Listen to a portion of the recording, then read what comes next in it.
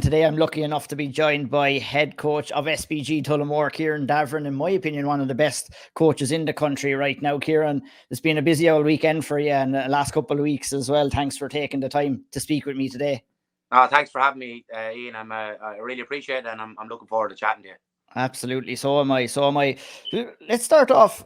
You're in 10-year anniversary this year since the opening of SBG Tullamore. I mean, Yeah, that's a phenomenal achievement in its own right.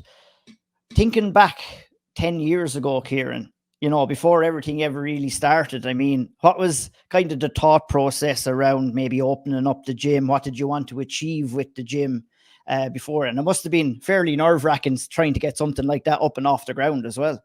yeah. Do you know what? I've said this a couple of times on different platforms and that, but in the beginning, I only opened it to be able to pay for my membership in Dublin. So I was training with John in Long Mile Road at the time, and it was just to pay the 80 or 90 euro a month, and to be able to pay for my diesel up and down, and a little bit of food and that.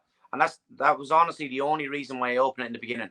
When I first left school, I served my apprenticeship as a brickie, and I did it I did it because my dad was like, you don't know what you want to do with yourself. Get an apprenticeship, and then after that, you can do whatever you want, and you'll always have your papers, behind you and so on. Like most Yeah. Irish dads and everything else. So I did that. I served out my time as a brickie and a stonemason, and in 2008, the recession happened, and we were all let go for work, and or let go from work. And long story short, my passion was always martial arts and fitness and training and everything else, and I had no money. I was on the dole and everything else. And one of my friends said to me, "Why don't you open up a gym? You're good at coaching and and everything else." And so I did. I went to the back to work scheme, and they gave me like say £1,000 or 1,100 quid, and I opened up a gym. They gave me 1,100 quid, and I opened up a gym above a boxing club in Tullamore 10 years ago.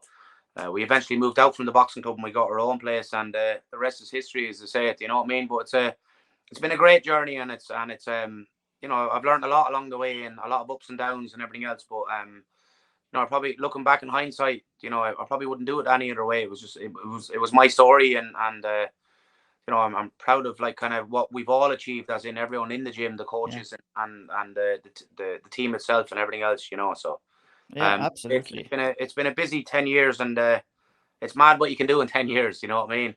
It A lot. absolutely probably feels like a lot longer than 10 years for you, though. It Probably does. feels Yeah. double or Sure. triple.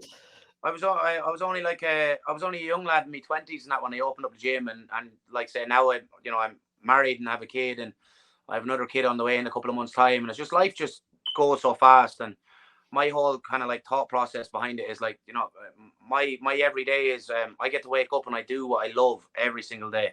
I love coaching. I love seeing the lads doing well. I love training myself. And I'm so grateful for what I have, and I'm obviously we're trying to build it and make it better. But the goal is to make, say, SBG Tullamore, like say like one of the best gyms in the country, and honestly a powerhouse for MMA in the world. That's what our goal is. It's not to get the lads to the UFC. It's to get. And I know everyone says this, but we live by this. It's not to get lads to the UFC. I know we have lads that are going to get to the UFC. Like we're trying to create UFC champions, like world champions. That's the goal. And on the jiu-jitsu, jiu-jitsu side of it, like say, grappling world champions, and aiming big, and our actions in line and matching those kind of like dreams and thoughts and goals and everything else. Yeah, so we're dreaming big, but we're honestly we put in the work every day, and yeah, it's unreal. I really enjoy it. You know what I mean? Not every day is easy. It's like work, like anything else. But Hmm. there's nothing else I'd rather be doing. I love, like, if I won 1,000,000 quid in the morning. I've said this to lads before. If I won 1,000,000 quid in the morning, the only thing that really changes, I'd probably get a better gym, and if we can do a couple of bits around the house and whatever else. But not a change. Only the gym would be nice. We'll probably get a swimming pool or something like that. Yeah, Or yeah. something like that. But just I'm very fortunate and very grateful to be doing what I love every day. You Yeah, know. it's great to see that success and the gym building as well. And I think, we'll talk about it a little bit more, I guess, down the line, building into what it has become today as well with the crop of talent that you have. For you yourself, Kieran, I mean, obviously you had experience, massive experience on the jiu-jitsu circuit, also competed in mixed martial arts as well. For you, when did the first kind of thought process start that you wanted to become a coach and you felt that you would be good at becoming a coach and be successful at it as well? And obviously you said you had the conversation with your friend there, so it was obviously on your radar at some stage. Yeah, do you know what it was? It was like, so I started out in a gym in Portlaoise. Now we're going back, like, say, about 15 years ago. There was a gym called Davern. John Ging used to run it. He was a blue belt at the time. I remember it. You remember it? Yeah. Davern, and that's where I started out. Charlie Ward started there, and John Ging and Kieran O'Donnell. And I don't know if you remember Rob the Dog Quinn. He was from Portlaoise. He was like he was one of John's first fighters, like say from Long Mile Road, and maybe a gym or two before that. But they were all around. We were all training together and that type of stuff. So about 15 years ago, and it kind of built from there. As in, say the head coach might not be able to make a Tuesday night, and then he texts me and say, maybe his kid would be sick or something, and he'd say, "Hey, would you call up to the house and get the keys and open up the gym and teach the class?" And it was very like modest and kind of humble beginnings in the way that it was like, yeah, no bother, I'll teach the jiu-jitsu class or grappling class or whatever. And it wasn't consistent. It was now and again, and then obviously he had work and everything else, and he had family and that, and then they'd be like, "Oh, would you take the Wednesday night class or whatever it was at the time?" And I did. And obviously when the recession happened and we got let go from work, there was a gym in Athlone. They were a traditional martial arts gym. They were called Athlone Budokan or something like that. And they got Paddy Hoolan to come down from Dublin to teach jiu-jitsu. And they gave Paddy a couple of quid, or I'm sure they gave him a couple of quid because he was traveling down from Dublin. And they got me to teach the MMA.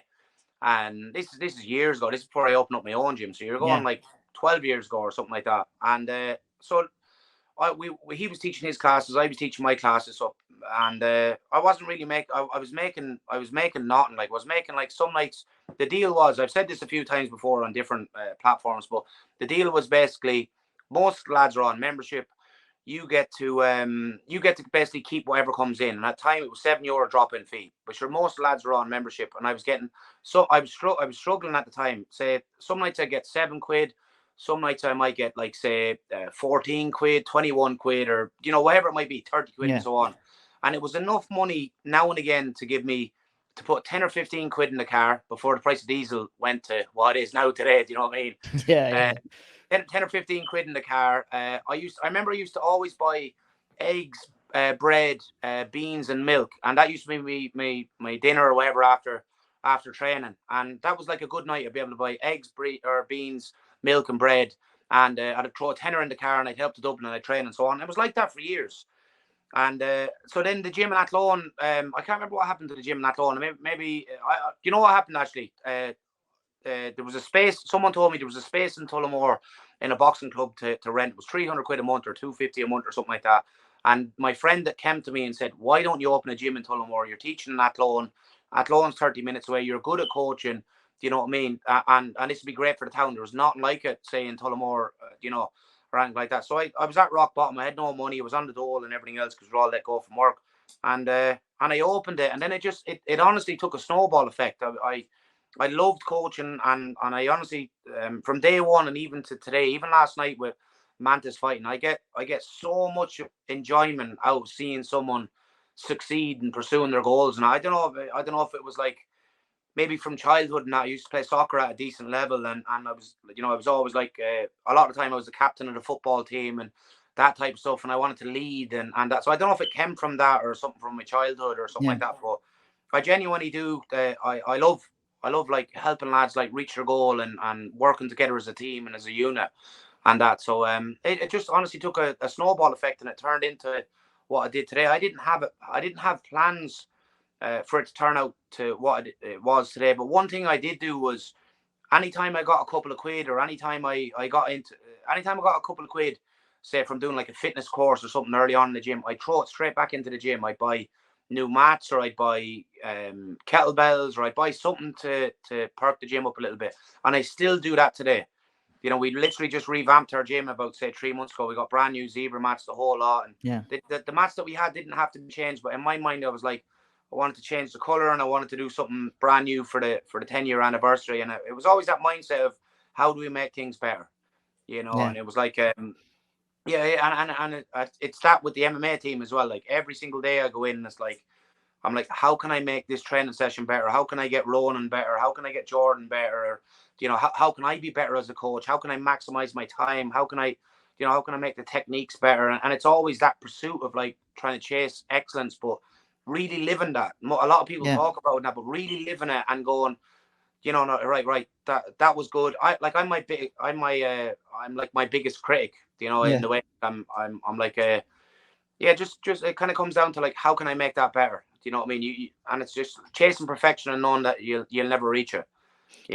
From a coaching standpoint and just from running the gym and everything else. So it was natural and it was organic, and it built into what it is now. And I'm really excited for the next 10 years because I honestly do believe that we're going to have UFC champions, and I'm saying that because I know the work that we're putting in. Like the lads in the gym train like.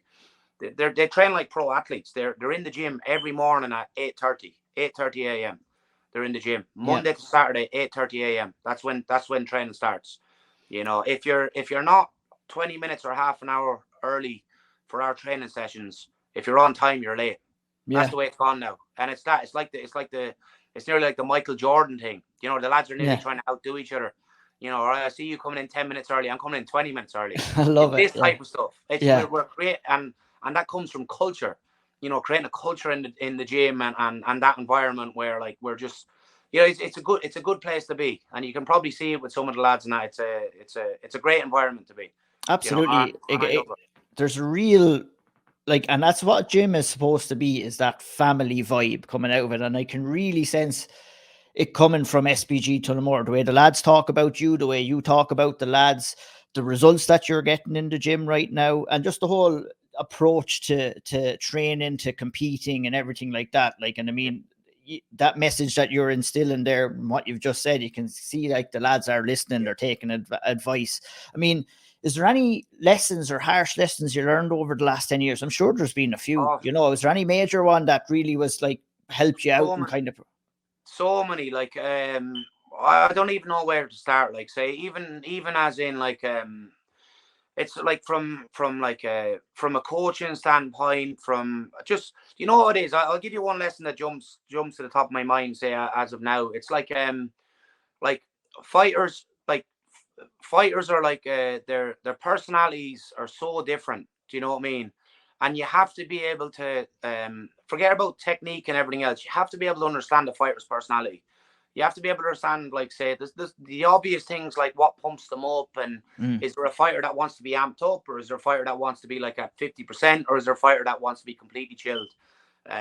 Balancing, like, coaching what? If I only had to teach the technical stuff on the mat every day, my job would be so easy. Yeah, so easy. It's like it goes beyond like the teaching part is easy. I'd honestly, and I mean this in the nicest way possible, just because I'm doing it every single day, a couple of times a day for years. I'd be able to teach a grappling class or something with my eyes closed, and I mean that in the nicest way possible. As in, that's what I do. I breed grappling, I breed MMA. Do you know what I mean? It's there's so much, like, say, with the a mindset of a fighter, and maybe they might have family issues. I heard James Krause actually speaking about it quite recently, and he was saying, it's knowing when a fighter needs that technical advice. It's knowing when when they need a gentle push. It's knowing when you need them to tell them, get the fuck going here. That's and a great way of explaining it. Yeah, it's exactly that. It's knowing when to push, and it's knowing when to pull back. It's knowing when to leave someone alone. It's knowing the right things to say before you give someone a hug before they walk into cage. It's really understanding a person, and I believe that for me, the way I'm trying to do it is I'm trying to take the approach of, like, say, like Trevor Whitman. That type of approach, where it's like I have a group of lads. Now we have an MMA team that train in the evening and that, but our main kind of, like, say, team trains in the mornings, and it's like it's a tight knit team, and it takes a bit of work to get into it. You have to do certain things, as in, like, you have to compete in certain competitions and hit certain belt colors, and so on and everything else. You have to be the right fit for the team, because there's pro athletes that are in the sessions, and that's their livelihood. That's how they feed their families and everything else. So it has to be taken serious. But I take the approach that, where, like, if I'm working with someone, say, today, I see, right, okay, they might need a little bit of work here. I know that they're going to be in the gym tomorrow morning at 8:30. So in less than 24 hours, I'm going to be able to maybe give them a couple of pointers, or maybe help correct a couple of mistakes, or add something to their game if I can. Whereas I feel that sometimes if you had a bigger class, because I know this from teaching, say, the evening classes and the other classes in the gym, if I had, like, say, 30 plus people in the class, it's very hard to give people the attention that all the attention that they deserve. And I feel that with fighting compared to grappling, there's more on the line. Yeah. And I feel that they deserve, like, if they deserve to get all the attention, number one. And I feel that, like, they're 100% all in, because they're training at the times that I asked them to train at, or the times that we have set out, and they're 100% in. So I'm 100% in. So I'll give them everything. You know what I mean? And we've the type of culture in the gym where if someone's not pulling their weight, and number one, they won't be allowed to fight. But if someone's kind of slacking a little bit, like, we have the culture in the gym where you'd kind of get on to the other person about not pulling their weight. Now, there isn't much of that, to be honest with you, with the team. The team's fairly tight knit in that, but it's that type of culture, Yeah. And it's that teamwork that it creates a good gym vibe, creates a good team, pulling somebody up when they need to be pulled up and stuff like that. So it's great to kind of have you there at the helm, kind of giving that message across to the guys. Yeah. You have pro fighters that you're looking after with Charlie and stuff, and others on the way. About the amateur scene, I noticed with the likes of Andrew and Ronan and Jordan as well. You're playing a fine balancing act in giving these guys experience on the IMAF scene, and you've been over there as yourself as a coach as well. But also, you're going to the likes of Cage Conflict where you were last night, and you're going to other shows as well, and the guys are competing. In your opinion, what is the best route for an amateur fighter in this country? Well, I'll be honest with you. There's a couple of ways of looking at that, and this is only my own opinion, and I know other coaches will have different opinions on that, right? And I mean this in the nicest way possible, as in, it's not that hard to get to the UFC, in the sense that, like, it's not impossible, I should say. If you've the skill set, it's not that hard to get to the UFC. Maybe that's probably the best way of 100%, especially this day and age as well. It's with social media and everything else. You can zig and zag your way into the UFC. My whole thought process behind it is, I don't want my lads to zig and zag their way to the UFC. I know that whoever sticks at it, they're going to get to the UFC 100%. I know that, hand on my heart, I know that they're going to get to the UFC. It's not that. I want them to, when they get to the UFC, they're going to arrive on the UFC, and then now when they turn pro, it's like, right, now it's time to start going to work. So for us, I'm trying to take, like, more of an amateur boxing approach, where it's like they have, like, say, 30 plus amateur fights. Yes. And that's, like, say, Ronan Deegan, for example. Ronan started fighting amateur MMA 1 year this week, and he's gone 9-2. His only 2 losses are to George Staines and to Keith Kyo early on, a couple of months into his amateur career, which would be above his natural weight as well. Yeah, George Staines was, he was way heavier than him, and we can get into that about the IMAFs and that type of stuff. And he's training 1 year, and as of today or yesterday, Ronan was ranked number 1. And I know rankings don't, they're not the be all the end all, but it's a milestone, it's a marker, and everything else. He's ranked number 1 at bantamweight in the UK and Ireland. And I know that's going to change. That'll go up and down, and we don't rest on that. But it's a benchmark. 12 months ago, no one even knew his name, and now he's number 1. And that could change next week and so on. And we know that the way rankings and everything works. But the point I'm trying to make is, Ronan's had 11 fights in 12 months, so he nearly has a fight every single month for the last 12 months. And the same with Jordan, same with Andrew, and the rest of the lads on the team and that type of stuff. I believe that for me, for the lads to get as much amateur experience as possible, make as many mistakes as possible. The goal isn't to go undefeated as an amateur. The goal is to take, the right, or to have the right tests. I don't want to throw them in the deep end with someone that's an absolute killer and it's on their debut. You have to pick smart fights as well. Do you know what I mean? For sure. But I want them to be tested in that. There's loads of great examples out there. Kieran Clark's a great example. 6-0 at Bellator, had 23 or 22 amateur fights. Lee Hammond's another good example as well. Alexander O'Sullivan that fought last night in Cage Conflict. Loads of great examples out there.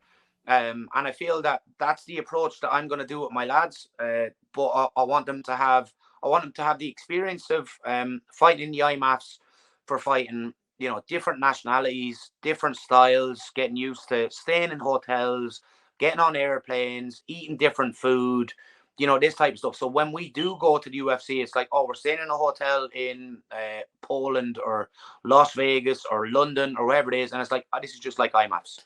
Yeah. So I feel that IMAFs is the pinnacle of amateur mixed martial arts. But I feel that it's really important for lads to fight on the Irish scene, and I feel it's important for the lads to fight on the UK scene as well. So that's what we kind of have the lads fighting on the Irish scene, the UK scene, and the IMAF scene, and that's what 100%. Yeah. that's what we're trying to do anyway. Yeah, that's why I kind of asked the question, because like I could see that myself. I think, it's a tough answer. Every fighter is different. Every coach is different too. It's hard to kind of decide based off a different fighter what the best route for them is. But from what I've seen so far, that mixture of going to the IMAFs, getting that international experience, like you said, with the style, the quick fights in quick succession, but then also balancing that with the one fight in a night at a show experience as well, because that's what you have to prepare yourself for when you're going to pro. You're not going to be, unless on another occasion, maybe at Combat J Global or something, you might have to fight more than once in a night. But generally speaking, it's just one fight in a night and getting ready for that kind of live crowd and 100%. Yeah. So you seem to have found that balance a lot now with the guys, and it seems to be working quite well too. Yeah. Do you know what it is as well, Ian? It's like when we went to the last IMAF 2 weeks ago in Italy, it was like I'm only speaking from my own experience in that. I had 3 lads on the from Tullamore on the national team. And for me, it was like when we arrived in Italy and we went down and we landed into the accommodation and that type of stuff on the Sunday night or whatever it was. We when Monday morning when we woke up, it was like we stepped into a pressure cooker, and we're in that pressure cooker for like say 5-6 days, and you don't realize the heightened state that you're in, fighter and coach, until you step out of it, until the tournament's over. Yeah. It's like I'm like, say me for example, I'm thinking about like say right, Ronan's fighting this guy from the Ukraine in his first fight. Andrew's fighting Sweden. Jordan's fighting Italy, and I'm in the hotel and I'm like watching, the lads that they're fighting, and I had my research done. Say before I went out, I had every person. The lads will back me up on this. I had every single person in the lightweight division and the juniors welterweight division broke down, and I had it saved, all their topology records, their stances, their tendencies, and that type of stuff. So when I did, this was done over a couple of months. So when I did arrive the week of the fight, if Jordan got pulled or he got drawn against, say, Bulgaria or Italy, I'm like, okay, I'll scroll through it. Right, I have this lad here. He's a southpaw. He likes to throw high kicks. He's this, and this. Yeah. And I had the link for topology ready to go. So it was like, so I didn't have to go looking for that. But my point is, like, when you come out of like that pressure cooker for a week, and I'm just talking from say my own experience and from the feedback I get from the lads that have done it. When you go to fight on your IUR card or your Cage Legacy, it's only one fight. Yeah. The lads had to like say fight on a Monday, and then they could have an hour or two to kind of like just decompress a little bit. But like straight after the fight, it's like it's not like a regular fight. It's like you're doing stuff like small little things. You're like, right, you can enjoy the win, get the water into you, get your electrolytes. Let's start doing some diaphragmatic breathing. Let's start doing our stretching and everything else. You can enjoy this win for an hour or two, but we need to carb up, and we have to be smart about eating our food and that type of stuff, because we're fighting again tomorrow. Yeah. And it's like it's that for days, and it just, there's no point saying it doesn't. It builds mental kind of resilience and toughness. Yeah. Like it's an unbelievable thing. You get excellent fighters that come out of it. Like you've had the likes of like Jack Shore and Mohammed Makayev and loads of good lads that have come out of that format. And I believe that we're only at IMAFs are only beginning to build momentum. I agree. You want to see the level over there is like, it's unbelievable. Like there's lads there like that from all different countries, and they'd win it like a Cage Warriors belt. Yeah. And it's, and you'd see it by looking at them. You're like, they're probably getting so well looked after as amateurs from different countries. They'd literally just go in, they'd go in, and within a couple of fights they'd win like a Cage Warriors belt or something like that. It's clear to see the talent over at those competitions. Yeah. It's great. And then with the Irish athletes getting to go over there and share that experience with everybody else from different nations, it's only going to help Irish MMA progress as well, is what I see. Yeah. But it's it was a very good answer, and finding that fine balance is quite good. I'd like to speak to you, Kieran, about your actual corner work when you are in the corner. I've watched a lot of the IMAF events where, it's not as noisy and you can hear you going to work in the corner. I was massively impressed with a lot of your corner work. One that stands out to me was the gold medal that Nadine Abbott-Bissett, you cornered her. And I just thought your advice was so simple but effective. And it just came, like, I was very happy to hear you say that you do your homework, and it's quite clear to see when you're in the corner. But to you, what's the key to a good corner man? What does a good corner man need to do? Yeah, I'm only talking from my own experience, because I know there's so many different ways to bake a cake, So like for me, the biggest thing is, number one, understanding the sport. Like the way I try to corner is, I try to give like technical advice when they need it. Going back to what we said, it's like I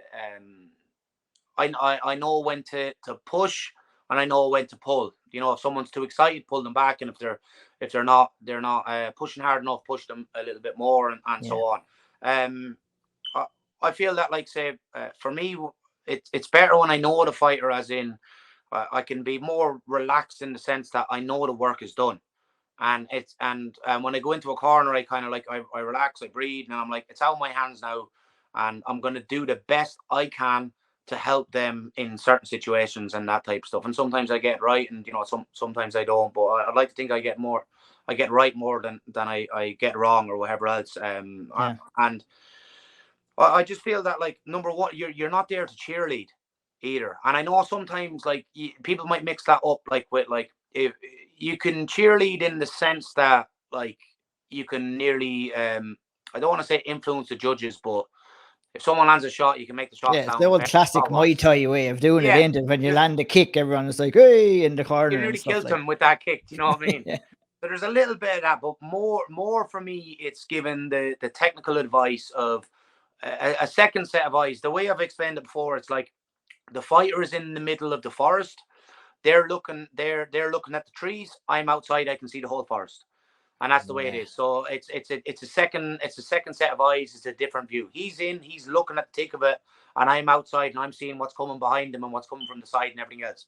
I'm able to maybe, and I'm sure most cornermen are able to do this, I'm able to see, like, what tendencies the other fighter has, or maybe what threats he might have, or maybe what weakness, or wherever it might be. I was really impressed by your positional awareness as well, no matter who's fighting. It's like, given that little short, intricate piece of advice, underhook here, wrap the leg around here, little things like that. I feel that you really excel in that. And, when fighters listen, and Nadine did listen in that fight, and she was mentioned, it was brilliant to see. And lots of other your guys do it as well, with Andrew and Jordan and Ronan as well. I've seen it time and time again. It's just, it's having that little bit of calmness and awareness in the midst of madness, really, is probably the most important thing. It's definitely that. And I don't know what I don't know what other coaches feel when they're in the corner, but I feel like I'm synced up with the fighter. It's me and it's him, and I feel that, like, when I'm talking, he's answering to me, even though he's not. Sometimes they do. You have the likes of Ronan, and I give you a wink and that type of stuff when he's on Mount Top or something like that, which is probably a bit cheeky or whatever. But I feel that, like, the lads that I train and the lads that I know, were synced up, and they trust me and I trust them. And I'm not. Nadine's kind of special in the sense that me and Nadine didn't train together, and I think that's why it really stuck out to me, because Nadine we is never obviously did a training training session together. Yeah, that's why I really highlighted that, to be honest, because I mean, you could see the results there from the get-go, and I was just like, holy, like, honestly, this is my opinion. I was like, holy shit, this is unbelievable to listen to, like, to be honest. And you know what, as well, though, like, I know maybe for me, because people could hear me and I got a little bit of praise, but in fairness, most of the praise has to go to Nadine, as in, she was able to be in the madness and be able to listen and respond to me. 100%. So it's a credit to her more than it is to me. I'm literally sitting on a stool, kind of telling her the time and telling her, what to do and this type of stuff. But I remember I remember when Andy texted me, because Andy was sick or something. It was kind of in the middle of COVID or something like that. Yeah. And he said to me, would you look after a couple of the Team Rhino lads like Jamie and Nadine and a few of them? And I said, yeah, no bother. It was out in Abu Dhabi. It was this year, actually. It was in January. And I said, yeah, no bother. And I said, I never met Nadine. I've seen her on the scene, but I never met her or trained with her or anything like that. And I said, you know, I was texting him back, and I was like, what's her game? And he said, you know, jiu-jitsu one, you know, she's able to strike as well, and blah blah blah. And gave me just a bit of a lowdown, and I was like, right, grand. So Nadine's obviously one of I think she's the lightest weight class in IMAF. So we were down bright and early in the venue at 9 o'clock in the morning. There wasn't too many people in the change rooms, and it was just me and Nadine, and maybe her brother Jamie was there as well, actually. Yeah. And so I'm like 90 kilos, and Nadine's like 48 kilos or something like that. And I said, right, Nadine, get the gloves on and we'll start warming up. And I've never really, I didn't know her and that. So I started like to kind of roll with her and move around. And I was like, oh, this one's like very good. She's slick jiu-jitsu and that. And I was like, right, I can, by the way she was moving, I could understand that, right, we could do this and we could do that. And she's comfortable with this, and she's excellent here and so on. And maybe not push her in this direction, try push her towards this, because I felt that she was very strong in certain areas. And then when we went out, Nadine's great. She was, I built a great relationship with her and everything else. She's just a brilliant girl, you know what I mean? And she's up for a scrap, and she's very technical and everything else. And it just seemed to work. It was a good week, and she seemed to respond, and it was her week, and that was it. And we had a special moment, for me anyway. And I remember we talked about it after backstage. It was like, she was like 60 seconds away from being a world champion. I remember I shouted out to her. I was like, stay on the back or something like that. I said, you're 60 seconds away from being a world champion. And it was just, even though that Nadine wasn't, say, you know, one of my fighters and that, I was 110% invested in her. There was nothing else on my mind. Only I wanted her to win a gold medal. You know what I mean? And all credit to Andy and the Team Rhino lads. They've done an excellent job. But when Andy gave me the responsibility of minding her and that, like, say, for coaching that, I was like, she's one of mine. That's it. You know what I mean? I was like 110%. I wanted her to win, I wanted to have that moment for the rest of her life. And I'm like, you know, it was a great moment, and it was something that you know, I won't forget. Absolutely, and not you shouldn't either. It's like you mentioned something earlier on, Kieran. It was like that building that trust. Obviously, you did it with Nadine there in a short period of time, and you're doing it with your guys at SBG Tullamore through years and years. I mean, that trust is important. And, you know, we just had a little conversation before we started here, like a little bit about fighter safety and, you know, coming off cage conflict. We've seen John Redmond getting pulled from from a fight, you know, probably rightly so, having only been knocked out, like, TKO'd a week before. He was scheduled to fight Kyle McClurkin. Fighter safety is obviously paramount, and I think you're in a great position to even to kind of talk about that, because you had the unfortunate experience, obviously, cornering Charlie back in 2016. So I know that, you know, fighter safety is definitely paramount for you. And I'm not asking you to talk about John Redmond's incident, but maybe in general, you know, saving fighters from themselves, or being that guy as a coach, you know, to kind of maybe, you know, shed a bit of sense on the situation sometimes as well, because fighters are competitors. They want to fight, but sometimes they do need to be saved from themselves. And we want to avoid another incident like happened in 2016 with Joe Carvalho. Yeah, I agree with you 100%. Fighter safety is number one. You know what I mean? And I know that's obvious, and people say that, but when you get to a certain stage in your life and you have kids, or you know, you get married, or whatever it might be, maybe you lose a loved one, and that you realize MMA and sport is so important, but you only get one life.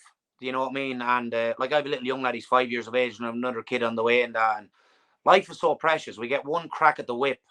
Do you know what I mean? And if we're lucky, that's enough. Do you know what I mean? We if we're able to do it right, then that's enough, and so on. And I really do believe that. And I think life experience, you know, whether it's traveling the world, or having ups and downs in your life, losing, you know, family members or friends as you grow up and that type of stuff, I think it teaches you a lot about life, and it's precious, and that.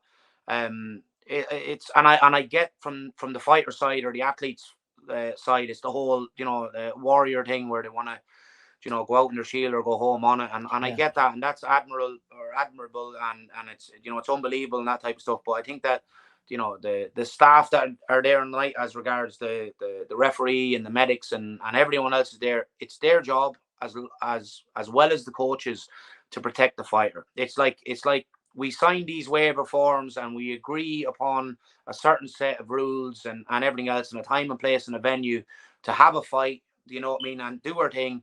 But like one of the terms in that is we agree to like the referee stopping the fight, or the medical team or whatever it might be. That's the rules that it's not we're not in Rome in the Colosseum. Do you know what I mean? Yeah. And life is precious, and you see with some boxers and that, like say, I know boxers, older men that box as as professionals and that type of stuff.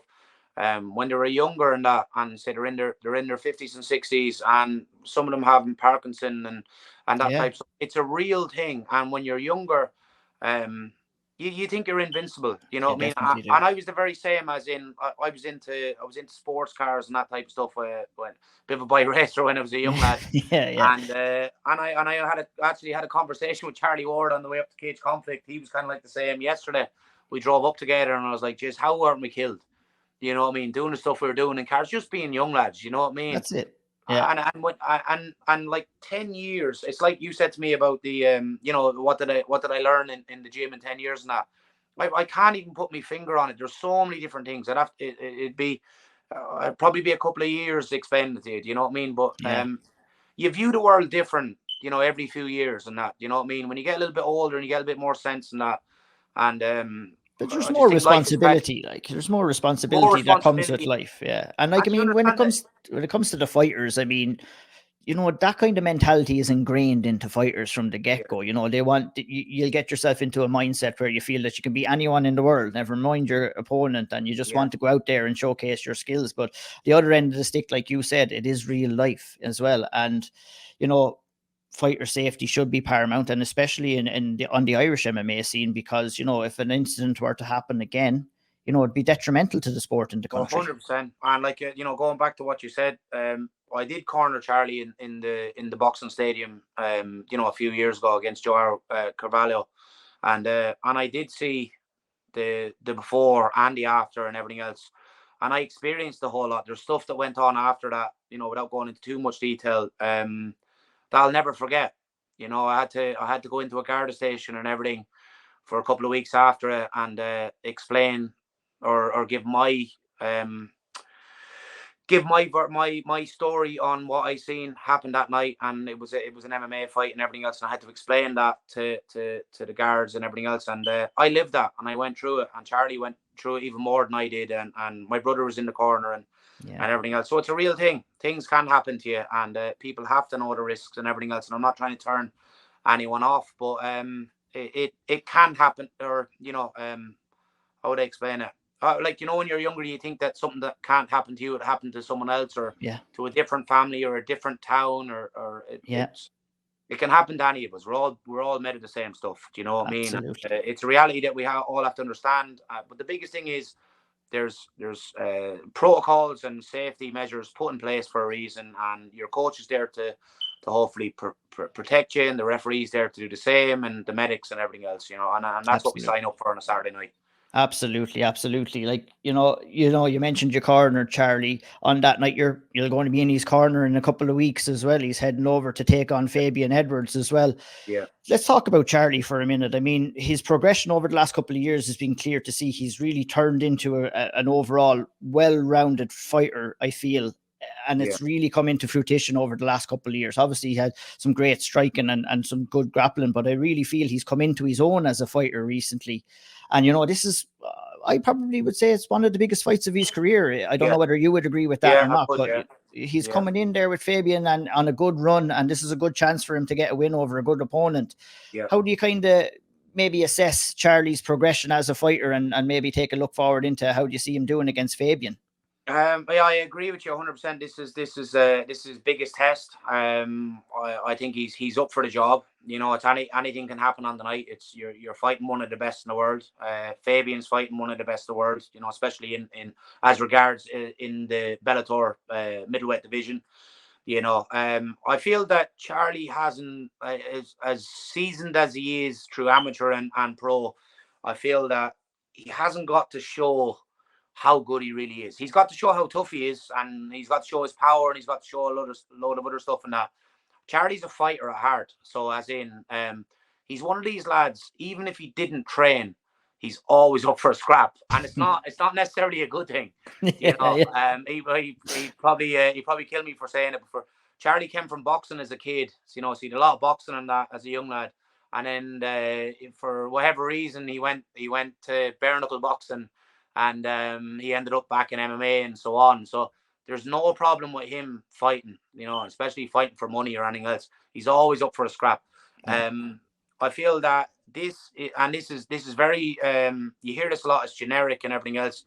This lad has lit a fire under Charlie. This is his biggest test. Charlie's aware of that as well. I feel that this is the most I've ever got out of Charlie. It's the most consistent I've seen him. It's the most leanest he's ever been. It's the most dialed in he's ever been.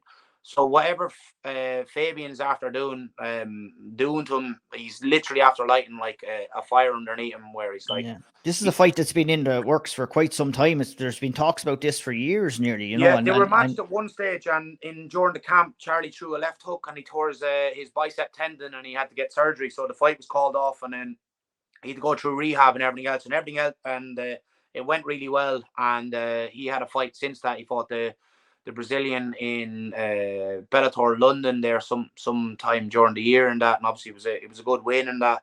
And Fabian's a great test for him. You know, he's an excellent fighter. He's a tough fighter and that. But I feel that Charlie, this is the best version of Charlie that I've seen.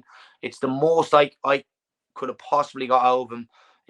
I couldn't squeeze another drop out of him. Yeah, you know, that's the truth. He's like, we were literally on the way up to Cage Conflict yesterday. There was 3 or 4 of us in the Jeep on the way up, and Charlie was sitting in the back eating carrots and hummus. You know what I mean? It's just nice. Like dipping the carrots in the hummus and giving them out to all the boys. I love it. Like, he never does that. Like, he's on top of his weight. He's in great form. He's happy. He knows that this win is huge for him. He's fighting number 2. If he beats this lad, that's what I was going to say. This, like, I mean, if you wins this, to be 4 in a row, and surely he must be on. If not getting a title shot, I would even be calling for a title shot. I'd say if he wins this, he'll get a title shot. And I'll tell you why. Johnny Elbin called him out, after a fight on the mic. He called Charlie out, and Charlie and Johnny have had like back and forth in DMs. Yeah, like good banter, but as in like your day will come type thing. Do you know what I mean? Yeah. So in my mind, and I could be wrong or whatever. If Charlie beats this lad in good fashion, possibly all going well, depending on what the champion schedule is. Maybe Bellator Dublin, Charlie fighting for the belt in February. Absolutely, that'd be fantastic. And it's unbelievable. And I've been with Charlie since we were teammates, say about 15 years ago, and I cornered him all the way up from amateur to this fight, you know, in 2 weeks' time. And the progression he's made in this training camp for this fight it's unmatched. You know, it's the best that I've ever seen him. And now you get to see him in the corner as well with some of your up and comers as well. I saw pictures of him up there last night at Cage Conflict, you know, just kind of, you know, which is great to see as well, seeing him out and about. It's even that stuff. That's a great example of it. Like, it would have been hard to get Charlie to come up to the fights and that. But Mantis, who was fighting last night on Cage Conflict, him and Charlie are great. They have a bit of a bromance going on.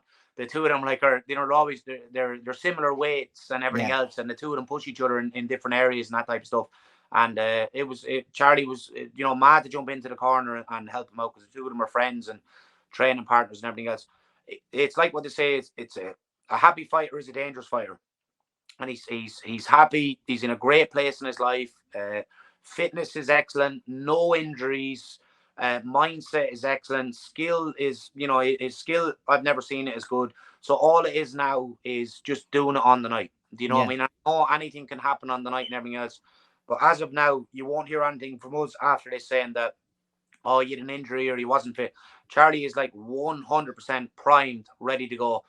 When you see the physical shape of him as well, he's the leanest he's been. Do you know what I mean? He knows how big this fight is. Yeah. You know, and I feel that I feel that he's going to shine, and we know that like Fabian is a tough fight for anyone. Fabian's a sniper, and everyone knows what Charlie has to do to to beat Fabian. Of course.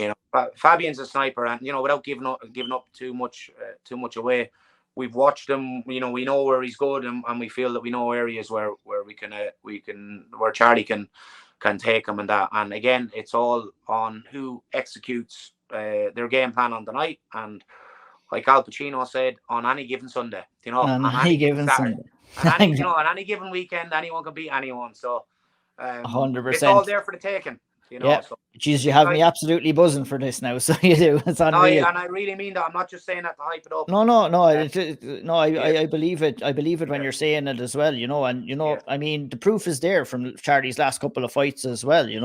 That's why I mentioned it. I brought it up as well. But that fight with Fabian Edwards is going down the 29th of October, so not too long away. It's going now at Bellator 287. So really, really excited about Charlie's fight with Fabian. That is a huge fight, and it definitely should have title implications. I won't keep you. I really appreciate the time, Kieran. We've been trying to make this happen for a while. I've been looking forward to talk to you. No bothers at all. Is there anything else going on? Anything else before I do let you go? Do you want to? I know you have a couple of lads fighting on a couple of shows coming up as well. What's the rest of the year looking out like for yourself and for the rest of the lads at SBG Tullamore? It's a busy year. I'm going away tomorrow for a couple of days for a little break with me with my wife and my son, and that we're going away for a couple of days. Going to get a little bit of sun and that. Lovely. And I'm going away for 4 or 5 days, and then after that, like, it's nearly every single weekend and week until Christmas, where I'm doing something, whether it's a competition or fights or seminars or whatever it might be. But Mantis fought last night on Cage Conflict. He's one of our welterweights. He's excellent.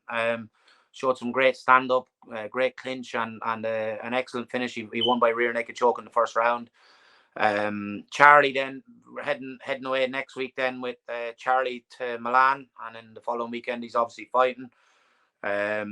We have Jordan Scully fighting for a title on Premier FC. Maybe I probably shouldn't announce that. Well, there you go. There you go. Exclusive. There you go. Breaking news. I won't say the opponent, but I'll have to go on to the boys over there at Premier and see what's going on with that. The boys are sound. They're great. Yeah, they're deadly. Yeah. And you run a great show, in fairness to them. They do. Really it's great to see them coming onto the scene now. I've spoken with Niall on occasion as well. Really great guy, and look, they're trying to do it the right way as well. We have we've loads coming up. We've Andrew Barrett fighting in the 4-man tournament, featherweight tournament at IUR. Ronan Deegan has a big fight against Elvis Luco on IUR for the bantamweight belt.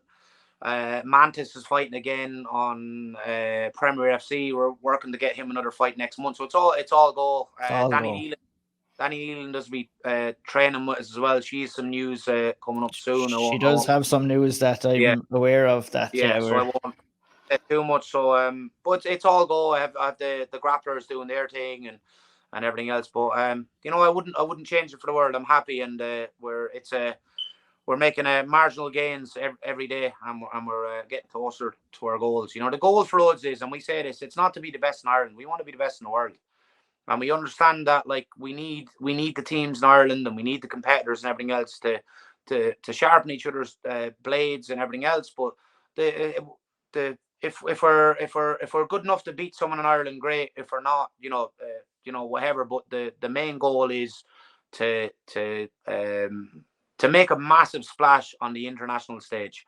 That's my goal. My goal is to, and I'm going to say it, and I've said it for years, my goal is to make Tullamore more known for grappling and MMA than Tullamore Dew whiskey.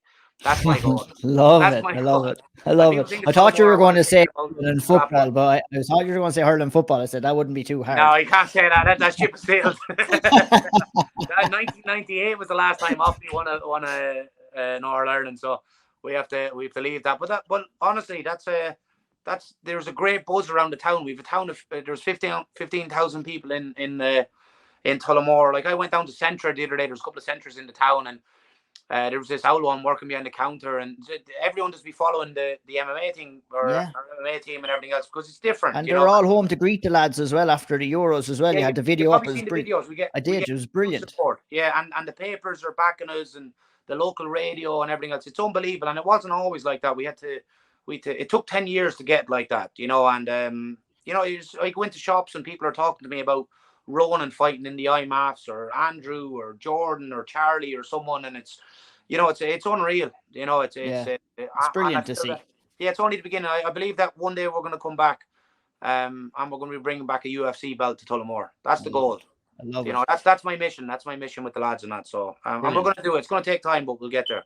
Absolutely. You look, they're talking about all the lads. What about yourself, Kieran? Did you ever get an old itch to go back in there and Always have an itch. Oh, yes, that's it. Always have an itch. I nearly fought in. It was actually all lined up. I was going to fight on a show. It was a promotion in Northern Ireland in the middle of COVID. There was nothing going on. There was no grappling or anything like that. I took a fight against an Irish MMA fighter that was a black belt in jiu-jitsu, and he's basically on the same path as me, as in he left MMA and he was coaching, and he's a black belt in jiu-jitsu, and got a bit of an itch. I got a bit of an itch, and so the fight was going to happen. We agreed to fight at 84 kilos, and it was all kind of signed and dotted. Who was it? You care to share? I don't know if I will say, because it might. Sorry, that's all right. No, it's not. He's from the north. He was from Northern Ireland.